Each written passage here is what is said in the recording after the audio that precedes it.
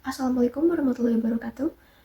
Hello, my name is Kurnia. I am the student at the University of Siliwangi and majoring in English Education Department.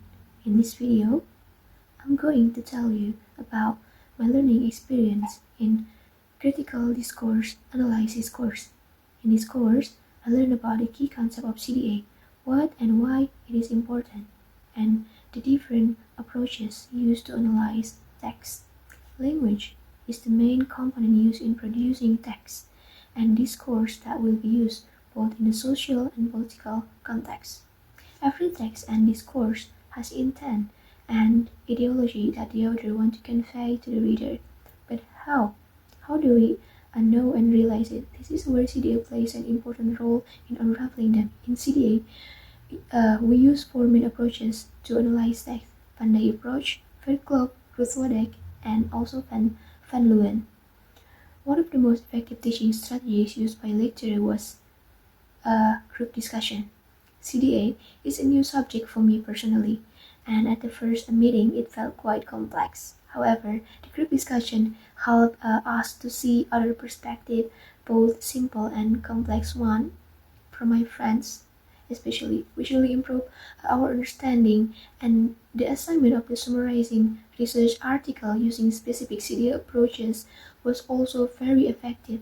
It encouraged independent learning and made me more curious than just listening to lectures.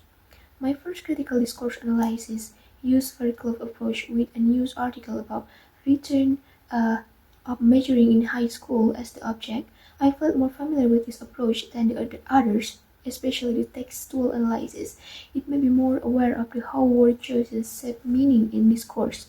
For instance, I noticed how the writer used the phrase "revived" instead of "returning." This helped me understand how language can legitimize policies, and text is not just only an information, but there's intention behind it. The experience made me better understand the connection between text, power, society, especially through Periclop's three-stage step analysis models. From my understanding, I see that discourse is not just a form of information, rather, there is an intention that a group wants to achieve. For instance, the word choices used in discourse and text can influence public perspective. For example, in the previous news, like this, just replacing the word "revived," it can affect the public perception that the previous government policies and the presence of the new government reviving them serve as an evaluation of the previous administration.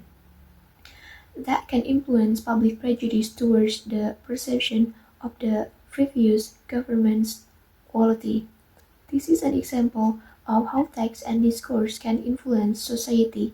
The challenge I face is understanding the difference between each approach in CDA and how to determine the suitable method for analyzing issue, and I address it by reading more research article and chatting and using AI for chatting to strengthen my uh, understanding. In the future, as the teacher who will educate a generation with many opportunities to learn from many sources, as a teacher, bring and connecting issues around students and incorporating them into the classroom is important to achieve a good understanding among students.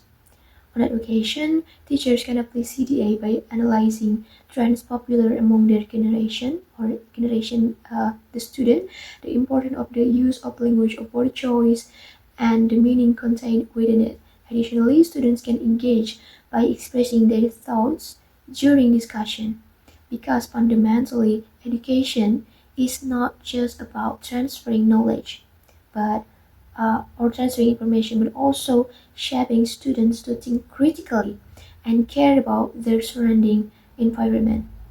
Well, in conclusion, CDA has given me a new perspective that language is more than just a medium for conveying information, but language can influence societal perspective, shape ideologies, and even serve as a tool related to a particular group. Learning how critically analyze discourse and text provide by very valuable insight into awareness and open perspective on the issue around us. That's all from me. Thank you so much. Assalamualaikum warahmatullahi wabarakatuh.